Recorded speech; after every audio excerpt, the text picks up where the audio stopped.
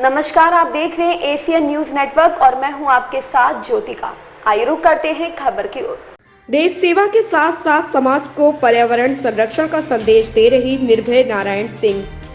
अपर मंडल rail प्रबंधक infra निर्भय नारायण सिंह ने बलिया के कई गांवों में पौधरोपण कर पर्यावरण संरक्षण का संदेश दे रहे। उन्होंने अपना जीवन पर्यावरण को प्रदूषित होने से बचाने व जीवन वृक्षारोपण करने का बीड़ा उठाया है। मूल रूप से बलिया जनपद के दुधेला निवासी निर्भय नारायण सिंह ने पत्रकारों से बातचीत में बताया कि हमारा उद्देश्य हर गाँव में कम से कम 100 फलदार वृक्ष लगाए। फलदार वृक्ष से गृहस्वामी को फल और छांव तो मिलेगा ही, साथ ही पशु पक्षियों को भी भोजन मिलेगा।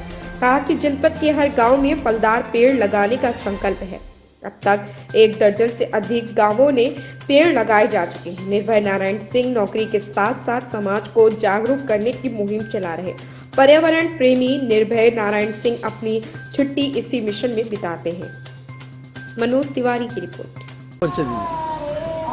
मेरा नाम निर्भय नारायण सिंह है। मैं दुधैला अघैला के रहने वाला हूँ।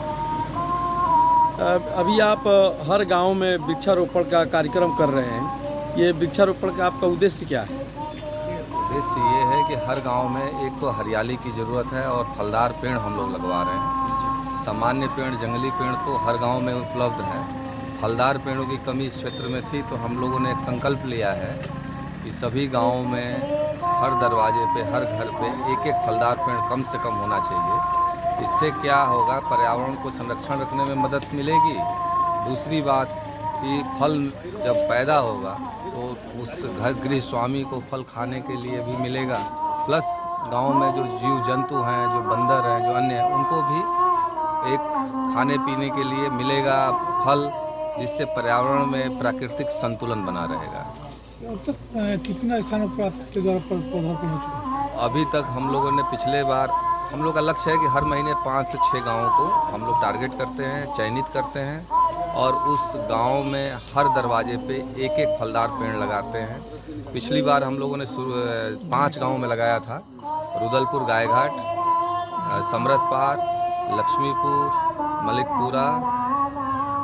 और इस बार जो हम लोग लगा रहे हैं उसमें झरकटहा, कल हम लोगों ने लगाया झरकटहा, भोपालपुर और आज श्रीपालपुर में लगाए हैं।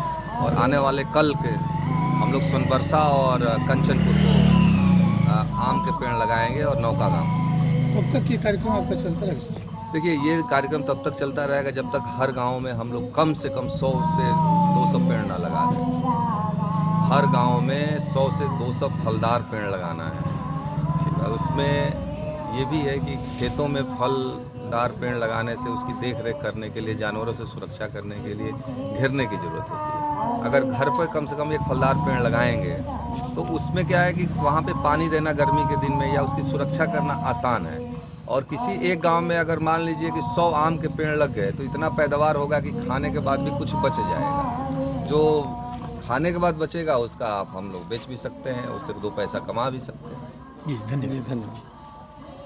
इस खबर में बस इतना ही। बने रहिए एशियन न्यूज नेटवर्क के साथ।